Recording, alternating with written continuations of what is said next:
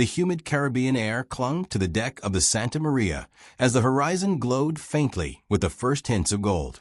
The wooden hull creaked, ropes swayed with a tired moan, and the salty breeze carried the distant smell of land, an aroma that none aboard had dared hope for after months at sea. A sailor, trembling with exhaustion and disbelief, called out to his captain. In that fragile moment of light, the empire they served, vast, hungry, and unchallenged, stood at the cusp of unimaginable expansion. But what no one on that ship could know was that this very triumph marked the beginning of its decline. History rarely announces its turning points. It whispers them in the rustling of a map, in the quill strokes of a minister drafting a tax, in the heavy silence of a dying emperor's chamber, and sometimes in the quiet before dawn. This story begins with moments like these, triumphant, celebrated, and remembered. But the story that follows is something far more unsettling. It is the story of how three of the world's most powerful empires, each dominant in its era, each seemingly unshakable, fell not in a single catastrophic event, but through a predictable, repeating sequence. A sequence so structured, so recurring across centuries, that historians now refer to it not as coincidence, but as the pattern. A pattern with 4 stages. Tonight, we step behind the curtain of power, into council chambers thick with incense, war rooms choked with smoke, and crumbling borders where soldiers fought more for survival than victory. We will walk alongside emperors, generals, merchants, and rebels. We will trace the subtle mechanisms that quietly hollowed out mighty civilizations long before their final collapse. But first, we begin with a paradox. The moment an empire reaches its greatest height is also the moment the seeds of its destruction begin to grow. The Romans felt it after Trajan's conquests. The British sensed it after their dominion stretched, where the sun never set. The Soviets tasted it in the triumph after Berlin in 1945. Power expands. Complexity grows. Systems strain. Success becomes the enemy. And in the shadows of victory, the 4-stage pattern starts to unfold. Stage 1, overextension. It begins subtly. A frontier stretched a little too far. A trade route guarded by too many ships. A military budget that quietly swells beyond what the treasury can sustain. In the moment, these decisions seem reasonable, even necessary. But these are the early fractures. The kind architects of empire convince themselves they can ignore. We will meet the figures who pushed these boundaries, leaders who believed that greatness depended on endless expansion. Their portraits hang in galleries as heroes, yet their strategies lit the first spark of decline. Stage 2, internal strain. This stage rarely appears in battlefields. It festers in hallways of power. In arguments between senators, quarrels among generals, bureaucrats competing for influence. Economies begin to swell unevenly. The poor feel the burden first. The middle class collapses slowly. Corruption becomes lubricant for the machinery of government rather than its poison. Here, we will hear the voices of those who lived inside these crumbling structures, scholars who warned the emperors, soldiers who sensed the rot, and citizens who watched their world dim one law at a time. Stage 3, crisis. The 3rd stage strikes like a sudden storm, but it is never truly sudden. A famine, a financial collapse, a rebellion, a foreign invasion. These crises merely crack open what was already hollow. They reveal the truth, that the empire is no longer a pillar of strength, but a fragile shell held together by memory and fear. We will examine these flashpoints, the moments where history turned sharply and violently, where the illusion of stability dissolved in a single season. Stage 4, fragmentation. And then comes the silence after thunder. The borders shrink. Provinces break away. Allies vanish. Cities burn or fall into decay. Eventually, there remains only a question whispered by the descendants of those who once ruled the world. How did it all happen? The final stage is not simply collapse. It is transformation. A great power does not disappear. It dissolves into something unrecognizable. A warning, a lesson, a ruin. But tonight, we are not here simply to recite the chronology of collapse. We are here to uncover its mechanism, to trace the hidden gears that turn behind kings and conquerors, to reveal the structural forces that toppled three superpowers separated by thousands of miles and centuries of history, yet undone by the same four-stage pattern. Behind every triumph lies vulnerability. Behind every golden age lies the shadow of decline. Behind every empire lies the belief that it is eternal. That belief is the first illusion we must shatter. Tonight, we turn the lens not toward the battlefield, but toward the blueprint, the architecture of imperial collapse. We listen to the architects of empire themselves, their ambitions, their mistakes, their blind faith in systems destined to fail. As the candlelight flickers in royal chambers, as maps spread across tables crackle with the weight of decisions, as soldiers march across frozen frontiers, the pattern reveals itself. Quietly, relentlessly, inevitably. This is not simply a story about Rome or Britain or the Soviet Union. It is a story about power itself, how it grows, how it corrupts, how it collapses, and, perhaps most importantly, how it warns us. Because the four-stage pattern is not confined to the past. Its echoes reach into the present. Its signs appear in headlines, budgets, policies, and global tensions today. And so our journey begins, not with the fall, but with the height. Not with the ruin, but with the moment of triumph. The moment every empire believed it had finally mastered destiny, only to discover that destiny was already beginning to turn against it. The architects of greatness, and the engineers of overextension. Empires do not rise by accident.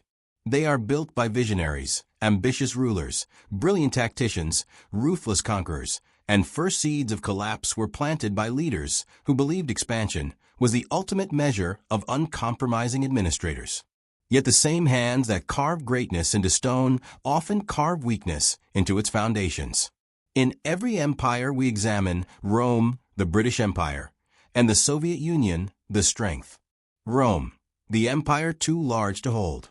In the early 2nd century CE, Emperor Trajan had extended Rome's borders to their greatest size.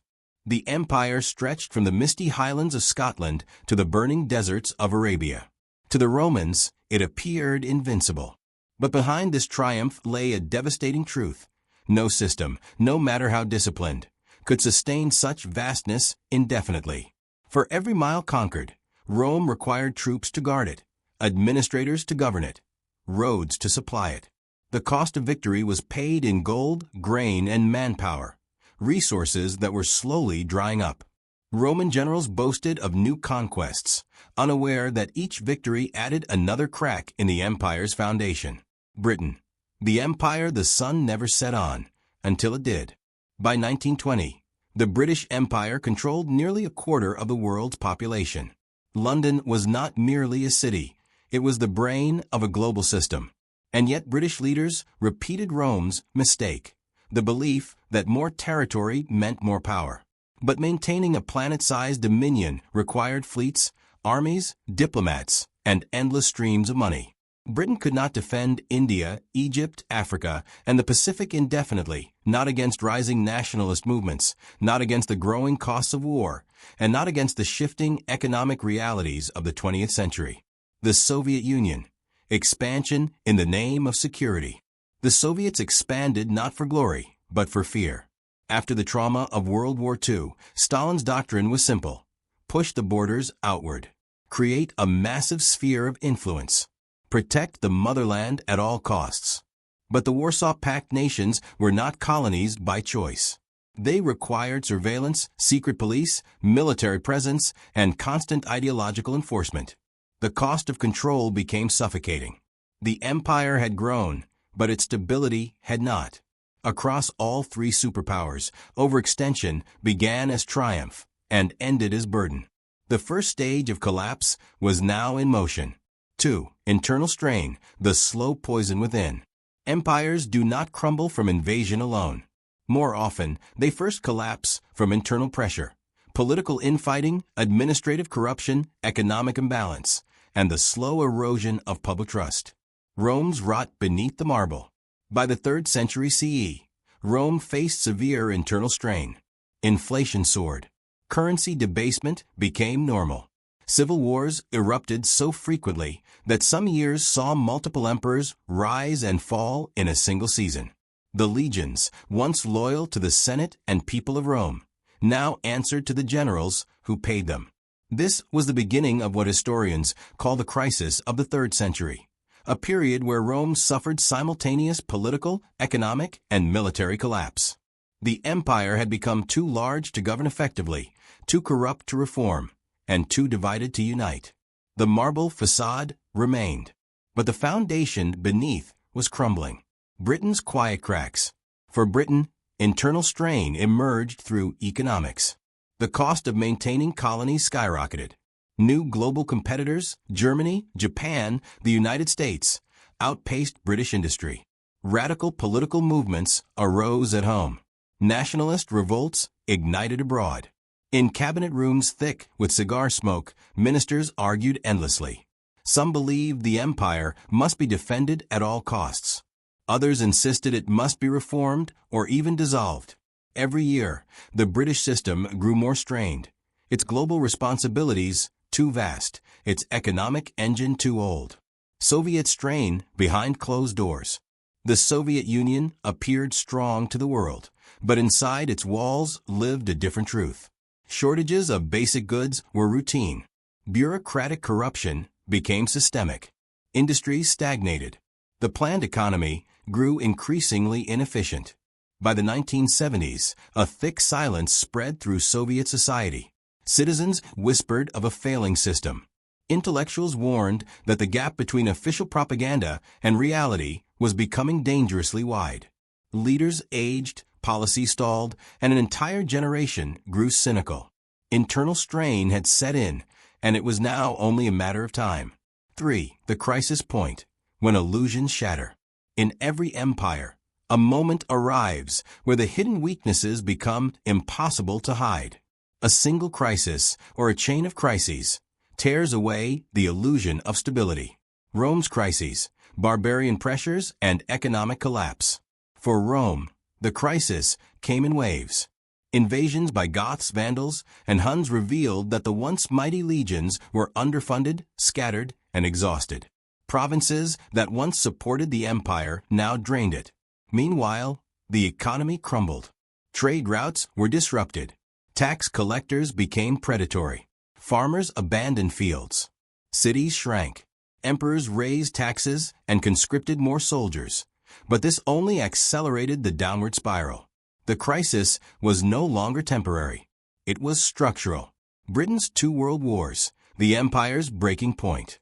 Britain's crisis was global. World War I drained its treasury and wiped out an entire generation. World War II finished the job. The empire emerged victorious, but bankrupt. The cost of war had hollowed out its strength, and the colonies saw their chance. India demanded independence. The Middle East destabilized. African movements gained momentum. Britain no longer had the money, manpower, or moral credibility to hold its empire together. In a few short decades, the world's greatest imperial power unraveled. The Soviet crisis, the year the system broke. For the Soviet Union, the breaking point came in 1986 with the Chernobyl disaster. It was more than a nuclear accident. It was the revelation of a failing state. The lies, the secrecy, the incompetence, suddenly they were undeniable. Soon after, economic collapse accelerated. The USSR could no longer keep up with global innovation. It could no longer feed its people. It could no longer hold its satellite states. The illusion of Soviet permanence evaporated overnight.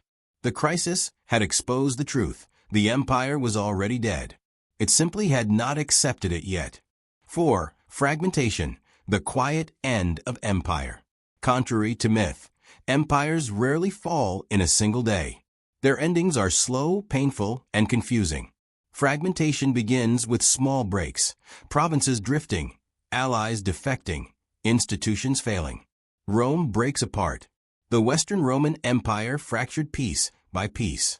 Provinces like Gaul, Hispania, North Africa, once loyal pillars, split away under the pressure of war and mismanagement. Local leaders, carved out their own kingdoms. The empire, once a unified giant, dissolved into dozens of fragments. By 476 CE, the last Western emperor fell. But by then, the empire had already ceased to exist in any meaningful form. Britain's decolonization. Britain's fragmentation was more diplomatic than violent. India left in 1947. The Middle East reshaped itself. African nations demanded self-rule. Canada, Australia, and New Zealand loosened ties. The British Empire did not explode, it faded. It transitioned into the Commonwealth, a symbolic ghost of its former power. The Soviet Union disintegrates. The USSR collapsed in real time. Between 1989 and 1991, the Warsaw Pact nations broke away. Then the Soviet republics themselves declared independence. When the red flag was lowered from the Kremlin for the last time, a superpower had vanished. But the signs had been visible for decades. The fragmentation was simply the final stage of a long decline. The pattern that repeats, across centuries, across continents. Now we can observe the full cycle. Stage 1, overextension. Success leads to expansion. Expansion leads to strain. Strain leads to vulnerability. Stage 2, internal strain. Corruption grows. Systems weaken. Economies falter. Public trust erodes. Stage 3, crisis. A major shock, war, invasion, economic collapse, shatters the illusion of stability. Stage 4, fragmentation. The empire slowly, then suddenly, breaks apart. This cycle is not unique to Rome, Britain, or the Soviet Union. It is a structure embedded in the nature of power itself. 6. The modern warning. History does not repeat, but it rhymes. The pattern we have traced is not merely historical. It is contemporary. Today's global powers face challenges eerily similar to the empires that fell before them. Expanding military commitments, increasing national debt, internal division, and polarization, rapid technological and economic shifts, rising geopolitical rivals. The four-stage pattern is not a prophecy, but it is a warning. 7. The human element, ambition, fear, and belief. At the heart of every empire lies a powerful emotion, the belief in its own permanence. Emperors, kings, ministers, generals, they build, they conquer, they legislate, but rarely do they imagine collapse. Yet collapse comes, not from fate, not from weakness, but from the natural consequences of human decisions. Ambition grows, fear spreads, systems strain, and history responds. 8. The final thread, how great powers end. Empires die in whispers before they die in thunder. Their collapse begins not in battlefields, but in budgets. Not in invasions, but in institutions. Not in enemies, but in choices. The four-stage pattern is the architecture of imperial fall, a blueprint that connects antiquity to the modern world. And once you understand it, you begin to see the world differently. You see the signs. You see the trends. You see the cycle. And you understand that every empire, no matter how powerful, no matter how confident, eventually faces the same question. How long can greatness outrun the cost of maintaining it? The winds that once carried the banners of mighty empires now move only through the ruins they left behind. Broken arches, crumbling fortresses, fading murals, silent witnesses to centuries of ambition and collapse. And as we step back from the stories of Rome, Britain, and the Soviet Union, one truth becomes unmistakably clear. Empires do not fall suddenly. They unravel. They fracture. They fade long before they finally die. What we have uncovered is more than a sequence of historical events. It is a mechanism, a blueprint, a pattern repeated so consistently across civilizations that it feels less like history and more like law. And now, as we reach the end of our journey through the four-stage cycle that destroyed 3 superpowers, we must bring the story into sharp focus. Because this was never just about the past. This was always about the present and the future. The lessons written in the ashes of empires. Every empire believed itself eternal. Every empire believed its greatness was destiny. Every empire believed its collapse was impossible. And yet, every empire fell. The pattern tells us why. Lesson 1. Expansion always comes with a price. Rome believed it could stretch endlessly. Britain believed the sun would never set. The Soviet Union believed it could encircle half the world in ideology. But expansion is a double-edged sword. The more you control, the more you must maintain. The farther your borders extend, the more vulnerable they become. Empires collapse when the cost of staying powerful becomes greater than the benefit. Lesson 2. Internal weakness is more dangerous than external enemies. Enemies gather at the gates, but empires fall from within. Rome's rot began in the Senate chambers long before the Goths arrived. Britain's confidence cracked in its own treasury, not in its colonies. The Soviet Union shook not from NATO's pressure, but from its own economic stagnation. History whispers the same warning again and again. No empire dies from what lies outside its walls, but from what festers within. Lesson 3. Crisis only reveals what already broke. A famine, a war, a financial collapse, a disaster like Chernobyl. These are not the cause of imperial fall. They are the spark that ignites a structure already weakened by years of stress. Crises do not destroy empires. They expose the fact that the empire has already destroyed itself. Lesson 4. Fragmentation is not failure, it is transformation. Empires do not simply vanish. They transform. Rome became medieval Europe. Britain became a commonwealth of sovereign nations. The Soviet Union became 15 independent republics. The fragments are not ruins, they are the next chapters. 2. The pattern that echoes into today. If history has a heartbeat, then that heartbeat is the rhythm of the four-stage cycle. And today, that rhythm is beginning to echo again. All across the world, nations, powerful, influential, global, find themselves wrestling with pressures eerily similar to those faced by the great empires before them. Rising debt, political polarization, overstretched militaries, rapid technological change, a widening gap between leaders and citizens, economic systems straining under new demands. Some modern powers now stand exactly where Rome stood in the 2nd century, where Britain stood in the early 20th, where the Soviet Union stood in the 1970s, at the beginning of the pattern. We do not say this to sensationalize. We say it because the mechanisms of decline are visible, predictable, measurable. The cycle has begun before, and cycles, by their very nature, return. Border tensions, public frustration, cultural exhaustion. 3.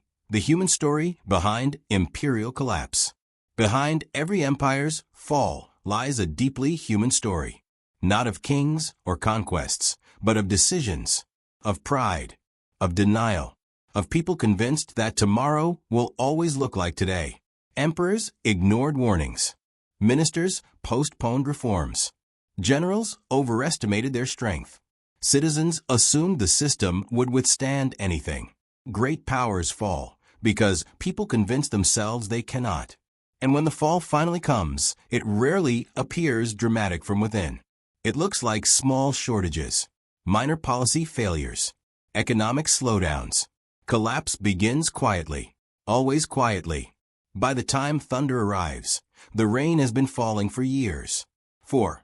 The responsibility of knowing the pattern. Understanding the four-stage cycle does not simply inform us, it warns us. Rome, Britain, and the Soviet Union did not fall because collapse is inevitable. They fell because they ignored the warning signs. Today, with the benefit of history, we no longer have that excuse. The cycle is clear. The mechanisms are visible. The consequences are documented. The lessons are written in stone. We cannot change the past, but we can learn from it. If modern powers recognize the early stages, overextension, internal strain, and act with honesty and courage, the cycle can be slowed, softened, redirected. Collapse is not destiny. It is the consequence of choices. The blueprint exists, but the builders of the future choose whether to follow it. The final closing reflection. As we step away from the ruins of empires and return to our own world, we must carry one final truth. Greatness is not measured by how high a civilization rises, but by how wisely it sustains itself once it has risen. Rome dazzled the world with conquest. Britain mastered the seas. The Soviets reached the stars. But none could outrun the four-stage pattern they themselves set into motion. And so we end with a question, not for the past, but for the present. Which empires today are rising? Which are straining? Which stand at the edge of crisis? And which will be the next to fragment? History does not repeat, but patterns do. And the rise and fall of empires remains one of humanity's oldest patterns. As we close this chapter, let the story of these three superpowers serve not as prophecy, but as preparation. A reminder that every empire, no matter how mighty, walks a path built by its own decisions. A path shaped by ambition, defined by consequence, and judged by time. And the ultimate lesson? No empire falls suddenly. Every empire leaves warnings. It is up to us to see them. The image shows a dramatic, cinematic-style thumbnail focused on the theme of collapsing empires. At the center, a large red circular cycle diagram features 7 arrows, forming a continuous loop labeled the 7-stage collapse pattern. Surrounding the circle are 3 historical empires, each shown with its symbol and a collapse date. United States, represented with the U.S. Capitol Dome and the text 2023 Stage 5. British Empire, represented with Big Ben and the Union Jack, marked 1914 collapsed. Soviet Union, represented with the hammer and sickle symbol, marked 1991 collapsed. On the top of the thumbnail, bold text reads, 3 empires, same pattern. At the bottom, another bold headline adds dramatic tension. USA is at Stage 5. The background shows dark clouds, burning ruins, falling money, and broken pillars, giving a sense of crisis and systemic decline.